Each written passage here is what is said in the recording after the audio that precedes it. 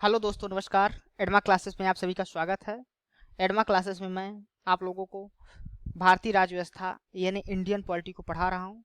यह कोर्स आपको MPPSC, UPPSC या अन्य राज्यों के सिविल सेवा के लिए बहुत उपयोगी होने वाला है। तो आप लोग इस लेक्चर को ज़रूर ज्वाइन कर लें। भारतीय राज्य व्यवस्था एडमा क्लास को सब्सक्राइब कर लें। इसके लिए एडमा क्लासेस में डेली जो है तो एमपीपीएससी की क्लासेस चलती हैं हिंदी माध्यम के विद्यार्थियों के लिए।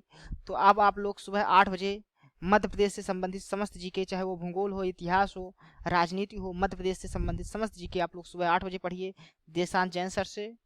साथ ही साथ सुबह 9 बजे आपको भूगोल की क्लासेस मिलेंगी, जिसमें आपको पंकज सर बहुत ही बेहतरीन तरीके से मैप्स और ट्रिक्स की मदद से आपको भूगोल पढ़ा रहे हैं।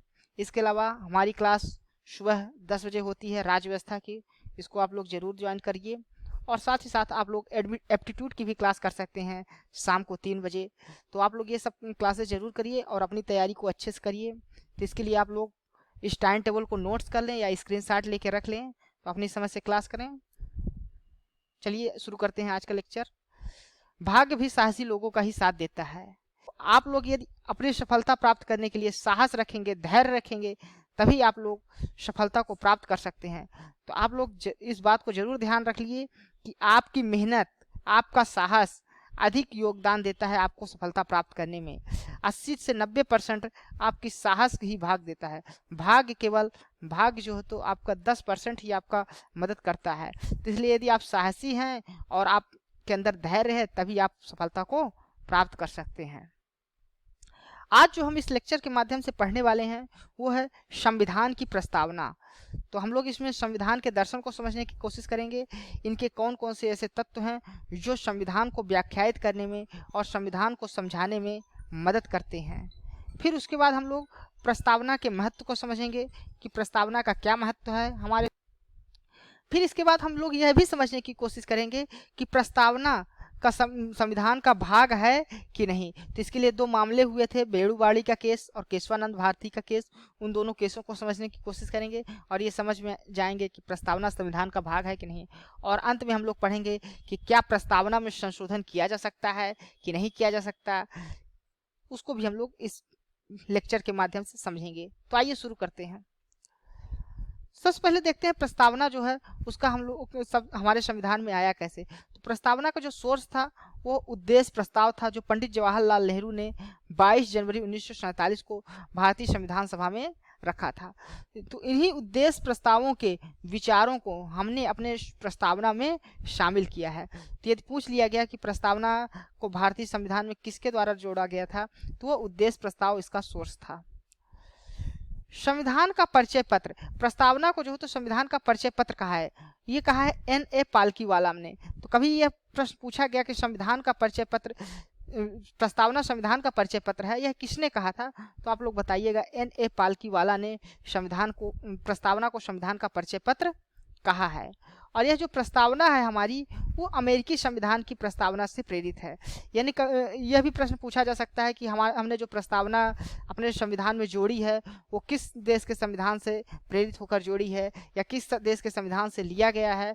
तो अमेरिकी संविधान से लिया गया है या अमेरिकी संविधान की प्रस्तावना से प्रेरित है। अब हम लोग सबसे पहले अपने संविधान की प्रस्तावना क्या है उसको पढ़ लेते हैं, उसको समझ लेते हैं कि उसमें क्या क्या बातें हैं, फिर इसको हम एनालाइज करेंगे। तो संविधान की प्रस्तावना जब हम लोग पढ़ते हैं तो यहाँ शुरू होता है, हम भारत के लोग भारत को एक संपूर्ण प्रभुत्व संपन्न समाजवादी पंथनिरपेक्ष लोकतंत्रात्मक गणराज्य बनाने के लिए और उसके समस्त नागरिकों को सामाजिक, आर्थिक और राजनीतिक न्याय, विचार, अभिव्यक्ति, विश्वास, धर्म और उपासना की स्वतंत्रता, प्रतिष्ठा और अवसर की क्षमता प्राप्त कराने के लिए तथा व्यक्ति की गरिमा और राष्ट्र की एकता और अखंडता सुनिश्चित करने वाला बंधुत्व बढ़ाने के लिए दृढ़ संकल्पित होकर अपनी इस संविधान सभा में आज दिनांक 26 नवंबर 1949 ईस्वी को एतत् द्वारा इस संविधान को अंगीकृत, अधिनियमित और आत्मार्पित करते हैं। तो यहाँ पर हम लोग देख रहे हैं कि हम भारत के लोग, जिसको हमने हाईलाइट किया है पीले रंग से, उन सभी शब्दों को हम लोग समझने की कोशिश करेंगे कि हम भारत के लोग क्या है इसमें संविधान की प्रस्तावना में, फिर संपूर्ण प्रभुत्व संपन्न क्या होता है, समाजवादी क्या होता है, पंथ निरपेक्ष क्या होता है, लोकतंत्रात्मक क्या होता है, गणराज्य का मतलब क्या है, फिर न्याय जो है कितने प्रकार की है, कैसी है न्याय की व्यवस्था, स्वतंत्रता की क्या भावना है, समता की क्या भावना है, बंधुत्व की भावना या अर्थ क्या है, इन सबको समझने की कोशिश करेंगे। और ये अंत में ये भी जानेंगे कि हमारा संविधान कब बनकर तैयार हुआ, कब स्वीकार किया गया था संविधान सभा के द्वारा। तो ये हाईलाइट किया गया है। इसमें देख रहे हैं कुछ शब्दों को हमने लाल रंग से लिखा है। इसका मतलब यह है कि यह संविधान में मूल प्रस्तावना में नहीं थे, इसको बाद में जोड़ा गया है, यानी कि इसको हम लोग संविधान संशोधन के द्वारा इन शब्दों को हमने अपनी प्रस्तावना में जोड़ा है। तो इन सबको हम अच्छे से समझने की कोशिश करते हैं। आइए एक एक कर हम लोग समझेंगे। तो सबसे पहले देखते हैं हम भारत के लोग, यह क्या है। हम भारत के लोग यानी कि इस संविधान का जो स्रोत है वो कौन है, हम भारत के लोग हैं। यह संविधान जो तो भारत के लोगों के द्वारा बनाया गया है और भारत के लोगों के लिए बनाया गया है, यह इस बात का स्रोत है। और जो संविधान जितनी भी शक्ति प्राप्त करता है वो भारत के लोगों के द्वारा ही है। यानी संविधान में कोई भी परिवर्तन हो रहा है, कोई भी चीज़ें अगर लिखी गई हैं तो उसके लिए हम सब भारत के लोग सहमत हैं, तभी वो हमारे संविधान में है। तो जो संविधान का हमारे स्रोत है, यानी जितने भी प्रावधान किए गए हैं वो जो सबका स्रोत है वो भारत के लोग हैं। दूसरे ये जो शब्द 5 शब्द हैं ये भारत के संविधान की यानी भारतीय संविधान की प्रकृति के बारे में बताते हैं कि हमारे भारत के संविधान हमारे भारत को कैसा देखना चाहता है, हमारे भारत की प्रकृति क्या होगी। तो सब एक एक शब्द को हम लोग अच्छे से समझेंगे। सबसे पहले हम लोग देखते हैं संपूर्ण प्रभुत्व संपन्न। संपूर्ण प्रभुत्व संपन्न का मतलब होता है कि हम लोग अपने निर्णय करने के लिए संप्रभु हैं, यानी हमारे ऊपर किसी दूसरे का अधिकार नहीं है, दूसरे के हम अंडर में कार्य नहीं करते। हमारा भारत देश का आंतरिक मामले हो या विदेशों से संबंध, राजनीतिक संबंध बनाने हो, वे सब हम पर निर्भर करेंगे, चाहे वो अंतर्राष्ट्रीय स्तर पर हो, अंतर्राष्ट्रीय स्तर पर, या देश का कोई भी आंतरिक मामला हो। आंतरिक मामला यानी कि हम किसी भी देश से, जैसे हम लोग संयुक्त राष्ट्र संघ में हैं, सदस्य हैं, उसके राष्ट्रमंडल के सदस्य हैं, या किसी देश से हम लोग समझौता, व्यापार समझौता करते हैं, वो अंतर्राष्ट्रीय संबंध सब आ जाते हैं। इसी प्रकार आंतरिक मामला हमारे देश का है कोई, जैसे अभी जम्मू और कश्मीर को 370 के अधिनियम को हटाया गया, उसको संशोधित किया गया, तो ये सब आंतरिक मामला। तो आंतरिक मामला हो या बाह्य मामला हो, उसमें हम लोग संप्रभु हैं, वह किसी हम देश की अन्य देश की अंदर अंतर्गत कार्य करने के लिए बाधित नहीं है। दूसरा शब्द क्या है, समाजवादी। तो समाजवादी शब्द जैसे कि हम लोग लिखा है अपने प्रस्तावना में, उसको लाल रंग से कर दिया है ताकि यह समझ में आ जाए कि हमारे मूल प्रस्तावना में तो नहीं था, इसको बाद में जोड़ा गया था। इसको 42वें संविधान संशोधन, 42वें संविधान संशोधन और 1976 में जोड़ा गया था। तो समाजवादी, पंथ निरपेक्ष, ये दोनों शब्द कब जोड़े गए थे, 42वें संविधान संशोधन अधिनियम 1976 के द्वारा। तो समाजवादी का क्या अर्थ होता है, समाजवादी का अर्थ होता है कि जो हमारे देश के संसाधन है उस पर किसी एक का प्रभुत्व नहीं रहेगा, वो पूरे समाज की संपत्ति होगी। लेकिन हमारे जो देश का संविधान है वो साम्यवादी संविधान। 2 प्रकार के समाजवाद होते हैं, साम्यवादी समाजवाद, और दूसरा होता है लोकतांत्रिक समाजवाद। तो जो साम्यवादी समाजवाद होता है, उस समाजवाद में देश की जितनी भी संपत्ति होगी वो देश के, राष्ट्र के अंतर्गत आएगी, जबकि लोकतांत्रिक में लोगों को अधिकार दिया जाता है उनके संपत्ति को, निजी संपत्तियों को भी जो तो इसमें राष्ट्रीयकरण कर दिया जाता है संपूर्ण संपत्ति का। इसमें लोकतांत्रिक समाजवाद में संपूर्ण शक्ति राष्ट्रीयकृत नहीं होती, बल्कि कुछ संपत्तियां राष्ट्र की होती हैं और कुछ संपत्तियां आप लोग निजी संपत्तियां भी शामिल कर दी जाती हैं। तो याद रखिएगा भारत में कैसा समाजवाद है, लोकतांत्रिक समाजवाद है। समाजवाद इसलिए रखा गया है ताकि गरीबों की जो उतने संपन्न नहीं हैं जो अपनी मदद स्वयं कर सकें, तो उनके वेलफेयर के लिए जो कार्य किए जाते हैं वो सब इसी तरह के, जैसे सब्सिडी दे दी जाती है, तो वो समाजवाद का ही एक हिस्सा माना जाता है। फिर पंथ निरपेक्ष या धर्म निरपेक्ष जो कहा जाता है सेकुलरिज्म, उसको भी बाद में जोड़ा गया। पंथ निरपेक्ष भी दो तरह का होता है, एक जो पाश्चात है, पाश्चात हम लोग जिसको मानते हैं, और एक जो भारतीय संदर्भ में कहा गया है, भारतीय संदर्भ में, दोनों का अर्थ अलग अलग है। पाश्चात्य पंथ निरपेक्ष बात करता है कि राष्ट्र किसी भी धर्म को बढ़ाएगा नहीं, राष्ट्र किसी धर्म को नहीं मानेगा, जो राष्ट्र है वह देश है, वो किसी धर्म को नहीं मान्यता प्राप्त करता, उसके लिए कोई भी धर्म नहीं है। लेकिन भारतीय जो पंथ निरपेक्ष है या धर्म निरपेक्ष है, वह सभी धर्मों को पूर्ण स्वतंत्रता देता है कि वे अपने अनुसार देश के अंदर फल फूल सके, उनको आगे बढ़ने की पूर्ण स्वतंत्रता दी जाती है। तो ये भारतीय पंथ निरपेक्ष है। जबकि पाश्चात्य पंथ निरपेक्ष जो होता है उसकी डिफिनीशन होती है वो किसी भी धर्म को नहीं मानेंगे। अब हम लोग देखते हैं लोकतांत्रिक का क्या अर्थ होता है। जो हमारे प्रस्तावना में लोकतांत्रिक है उसका क्या अर्थ है। लोकतंत्रात्मक व्यवस्था मालूम ही है, यानी कि जिसमें जनता का शासन हो, जनता के चुने हुए प्रतिनिधि देश पे शासन करें प्रत्यक्ष मतदान के द्वारा। तो लोकतंत्रात्मक जो हमारे देश का राज्य व्यवस्था है वो लोकतंत्रात्मक है। ये दो प्रकार का होता है, एक होता है प्रत्यक्ष लोकतंत्र होता है, एक होता है अप्रत्यक्ष।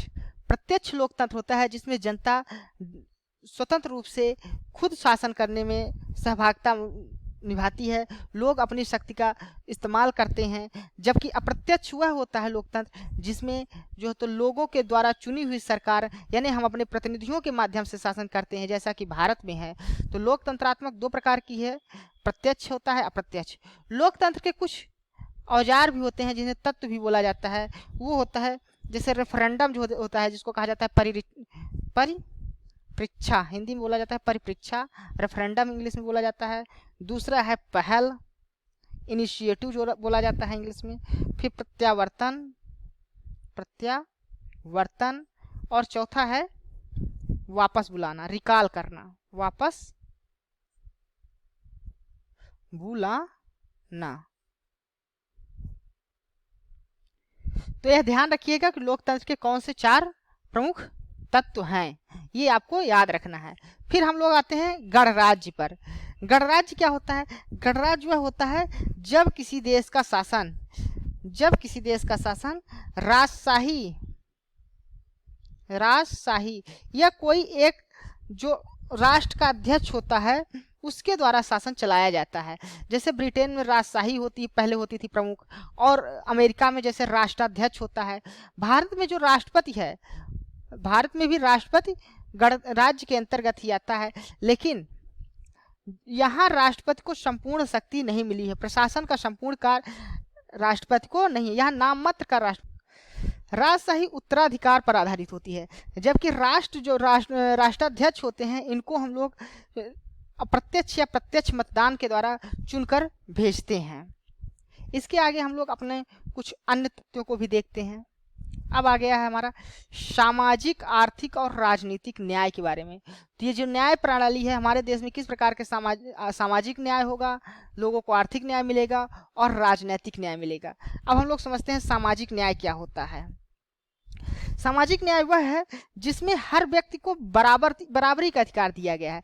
समाज में वह किसी भी जाति का हो, किसी भी रंग का हो, किसी भी धर्म का हो, किसी भी लिंग का हो, कोई भी धर्म, जाति, लिंग या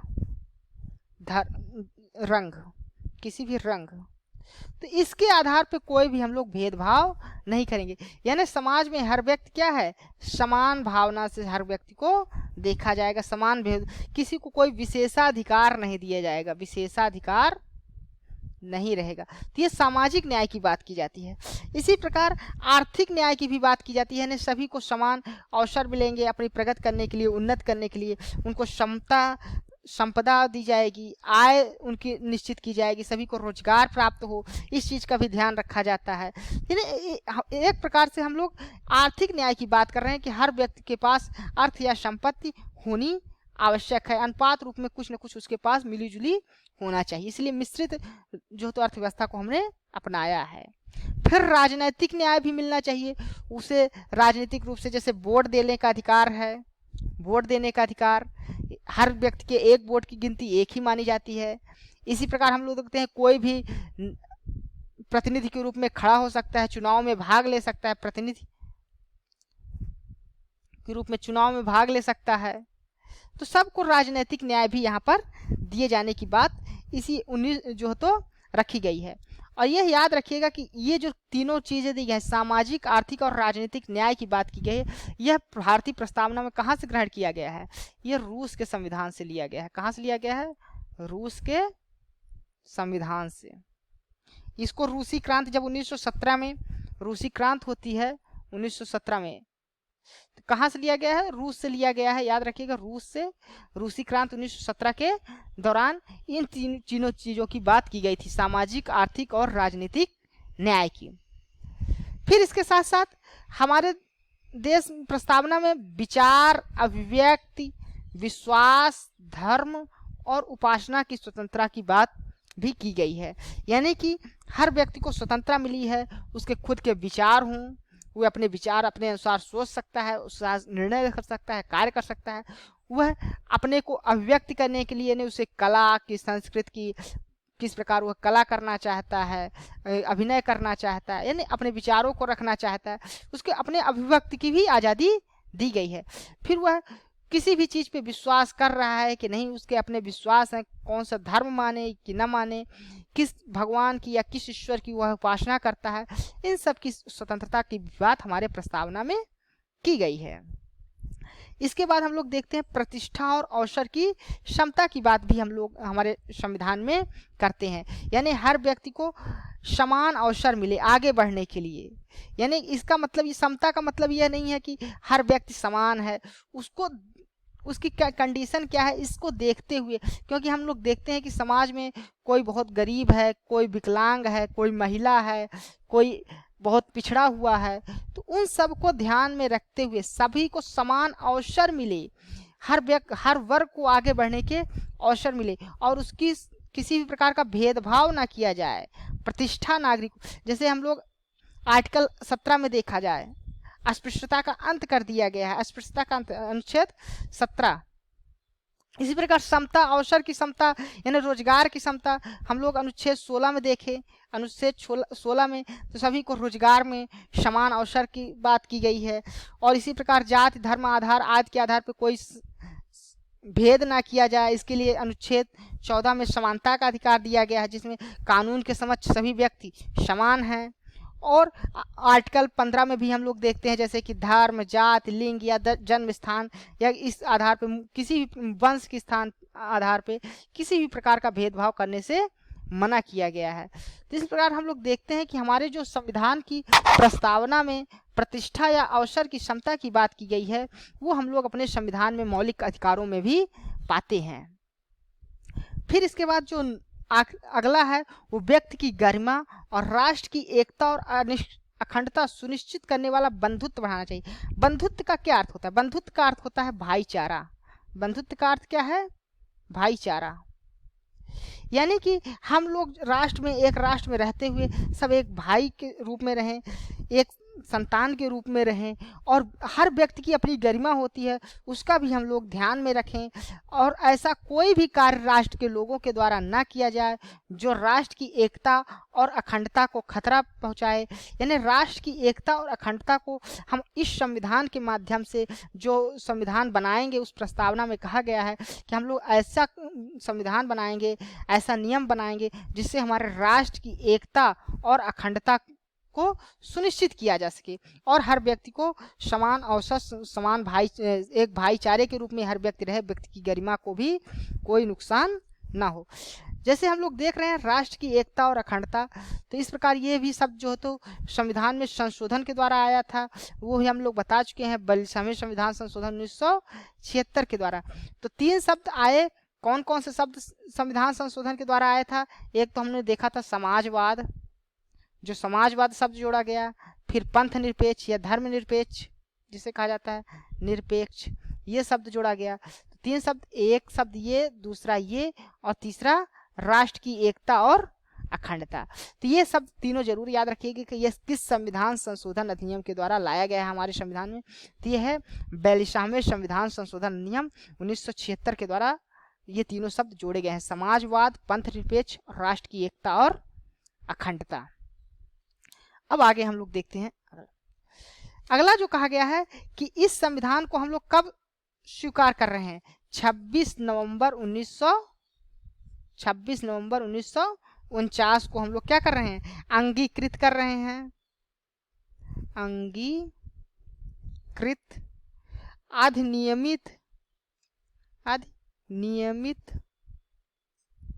और आत्मार्पित। ये किसके द्वारा किया जा रहा है, हम भारत के, जैसे शुरुआत में देखें, हम भारत के लोगों के द्वारा। तो हम भारत के लोग क्या कर रहे हैं, इस संविधान को, अपने संविधान को अंगीकृत कर रहे हैं, यानी अपना रहे हैं। अधिनियमित, इसके अनुसार कार्य करेंगे, इसके जो नियम बनाए गए हैं उसके अनुसार कार्य करेंगे।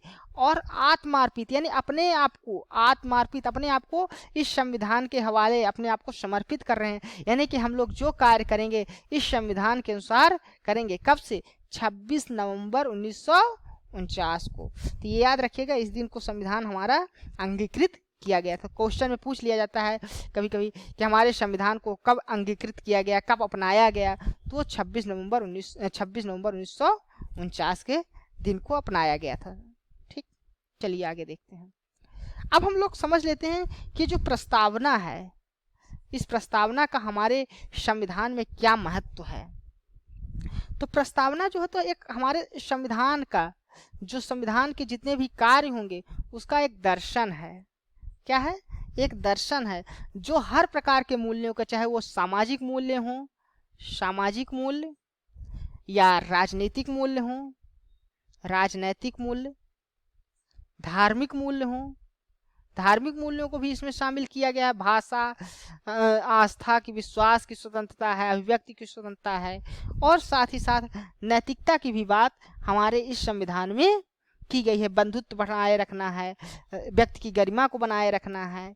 तो इस सब चीज़ों को जो है तो हमारे प्रस्तावना में ही बात कर दी जाती है। तो इसलिए संविधान को जो बनाया जाता है, जो निर्णय लिए जाते हैं संविधान को, कोई भी कानून बनाने को, उसमें संविधान की प्रस्तावना को भी ध्यान में रखा जाता है। और इसी को ध्यान में रखकर सर अल्लादी कृष्णस्वामी अय्यर ने इसके लिए कहा था कि संविधान की प्रस्तावना हमारे दीर्घकालिक सपनों का विचार है।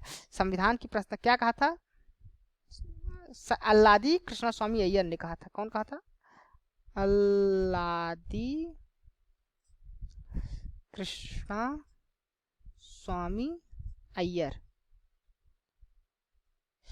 ने कहा था, क्या कहा था कि संविधान की प्रस्तावना जो है हमारे दीर्घकालिक सपनों का विचार है।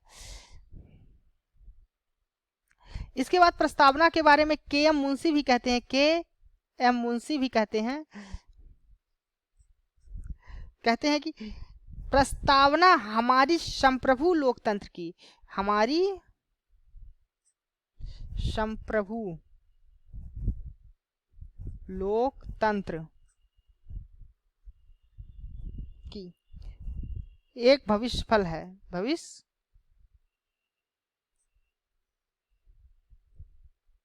फल है। तो प्रस्तावना क्या है, लोकतंत्र का भविष्य फल है, एक संप्रभु। यानी संप्रभु का अर्थ हमने समझाया है कि संपूर्ण प्रभुत्व, जो स्वयं हर निर्णय करने के लिए स्वतंत्र हो, जो किसी के भी निर्णय मानने के लिए बाध्य न हो। तो हम संप्रभु लोकतंत्र का भविष्य फल है प्रस्तावना को। तो इस प्रकार हम लोग देखते हैं कि प्रस्तावना ही जो है तो हमारे संविधान की आधारशिला है एक तरह की। इसी प्रकार एम हिदायतुल्लाह भी कहते हैं कि प्रस्तावना अमेरिका की स्वतंत्रता की घोषणा के समान है, लेकिन यह घोषणा से ज़्यादा यह हमारे संविधान की आत्मा, जिसमें हमारे राजनीतिक समाज के तौर तरीकों को दर्शाया गया है, इसमें गंभीर संकल्प शामिल हैं, इसे एक क्रांति के रूप में परिवर्तित कर सकती है। तो ये एम हिदायतुल्लाह के कथन थे। अब हम लोग यह भी समझने की कोशिश करेंगे, क्या प्रस्तावना हमारे संविधान का भाग है कि नहीं। यह अक्सर प्रश्न हमेशा उठते रहे हैं कि क्या हम प्रस्तावना को अपने संविधान का भाग माने कि नहीं। इसके लिए दो फेमस केस हैं, बेड़ूवाड़ी का संघ का मामला और केशवानंद भारती का मामला। बेड़ूवाड़ी संघ मामला 1960 में हुआ था और इसमें सर्वोच्च न्यायालय ने कहा था, उच्चतम न्यायालय ने अपने निर्णय में कहा कि संविधान प्रस्तावना जो है तो संविधान का भाग नहीं है, भाग नहीं है। याद रखिएगा कि बेड़ूवाड़ी मामले में क्या कहा गया है कि यह प्रस्तावना संविधान का भाग नहीं है। लेकिन केशवानंद भारती केस 1973 में यह माना गया, सर्वोच्च न्यायालय ने निर्णय दिया कि यह प्रस्तावना संविधान का भाग है। तो 1973 में मान लिया उच्चतम न्यायालय ने कि संविधान प्रस्तावना जो है तो संविधान का भाग है। अब प्रश्न उठता है, क्या प्रस्तावना में संशोधन किया जा सकता है कि नहीं। तो इसके लिए भी ये मामला गया था केशवानंद भारती में, जिसमें कहा गया कि जो हमारी संसद है वो आर्टिकल 368 के तहत संविधान के किसी भी तत्व में परिवर्तन कर सकती है, केवल उसके मूल भावना या मूल तत्व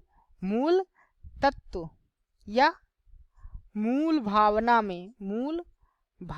में परिवर्तन नहीं किया जा सकता। मूल तत्व और मूल भावना वही बनी रहेगी जो हमारे संविधान का आदर्श है, उसको हम लोग परिवर्तित, उससे छेड़खानी नहीं की जा सकती, बाकी कोई भी संशोधन किया जा सकता है। ये केशवानंद भारती मामला 1973 में ये फैसला सुनाया गया था। और जैसा कि हम लोग जानते हैं कि इसको एक बार संशोधित भी किया गया है, बलिसामे संविधान संशोधन 1976 के द्वारा। केवल एक ही बार अब तक हमारे संविधान में संशोधन हुआ है और इसमें 3 शब्द जोड़े गए थे, उसको भी हमने पढ़ा ही। ये जरूर याद रखिएगा 3 शब्द कौन कौन से हैं, समाजवादी हो गया, धर्मनिरपेक्ष हो गया और एकता और अखंडता। आइए कुछ अभ्यास प्रश्न करते हैं। पहला क्या है, धर्मनिरपेक्ष शब्द प्रस्तावना में किस संविधान संशोधन के द्वारा जोड़ा गया था। तो हमने पढ़ा है कि अभी हमने कई बार बताया है आपको कि बलिसामे संविधान संशोधन अधिनियम 1976 के द्वारा हमारे संविधान में धर्मनिरपेक्ष जैसा संविधान में संशोधन जोड़ा गया है। अगला क्वेश्चन देखते हैं। दूसरा क्वेश्चन क्या है, प्रस्तावना को संविधान का परिचय पत्र किसने कहा है। तो हमने पढ़ा था, पहली ही स्लाइड में हमने जब पढ़ा तो उसमें देखा कि N.A. पालकी वाला जो थे वो संविधान को, प्रस्तावना को संविधान का क्या कहते हैं, परिचय पत्र। इसके अलावा संविधान की प्रस्तावना कहाँ से लिया गया है वो भी हमने देखा था, वो अमेरिका के संविधान से प्रेरित था। इसका आधार क्या था हमारे प्रस्तावना का, ये उद्देश्य प्रस्ताव था जो जवाहरलाल नेहरू ने कहाँ रखा था, असेंबली में यानी संविधान सभा में रखा था। उसी उद्देश्य प्रस्ताव के आधार पे हमारी प्रस्तावना बनी थी। तीसरा क्वेश्चन क्या है कि अब तक प्रस्तावना में कुल कितनी बार संशोधन किया जा सकता है। तो हमने देखा अभी तक केवल एक ही बार किया गया है, वो भी बलिसामे संविधान संशोधन अधिनियम 1976 के द्वारा किया गया है। आखिरी को 2 बार तो किया नहीं गया है, 3 बार भी नहीं किया गया है, एक भी बार नहीं किया गया क्योंकि प्रस्तावना संविधान का भाग नहीं है। लेकिन हमने देखा कि 1973 में केशवानंद भारती मामले में सर्वोच्च न्यायालय, उच्चतम न्यायालय ने कह दिया कि यह संविधान का भाग है। ठीक, तो प्रस्तावना क्या है, हमारे संविधान का भाग है, ध्यान रखिएगा। तो धन्यवाद हमारी क्लासेस करने के लिए। यदि आपको हमारा यह वीडियो अच्छा लगा है तो आप हमारे इस लाइक बटन को जरूर दबा दीजिए, इस चैनल को सब्सक्राइब कर लें ताकि आपको जो हमारी आने वाली वीडियोज हैं उसको भी पता चलता रहे। बेल आइकन को दबा देंगे तो जैसे ही हमारे अपलोड अगला लेक्चर आएगा उसका नोटिफिकेशन आपको मिल जाएगा। इसके अलावा आप लोग हमारे इंस्टाग्राम, टेलीग्राम और फेसबुक से भी जुड़ सकते हैं।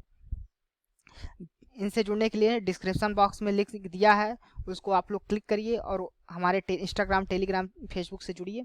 टेलीग्राम ग्रुप से जुड़ जाएंगे तो इसका यह फ़ायदा होगा आपको, वहाँ आपको PDF मिल जाएगी हमारे इस लेक्चर की, और साथ ही साथ वहाँ डेली क्विजेस होते हैं, डेली क्विज होता है सुबह 6 बजे, तो उसको भी आप लोग वहाँ पर हल करके अपने प्रारंभिक परीक्षा की जो तैयारी है उसको अच्छा मजबूत कर सकते हैं। वहाँ रिवीजन हो जाए, इसी लेक्चर से संबंधित वहाँ पर क्विज़ रखे जाते हैं, तो आप लोग उस क्विज को हल करने की ज़रूर कोशिश करिए, उससे आपका कंप्लीट पूर्ण रूप से आपका रिवीजन हो जाएगा।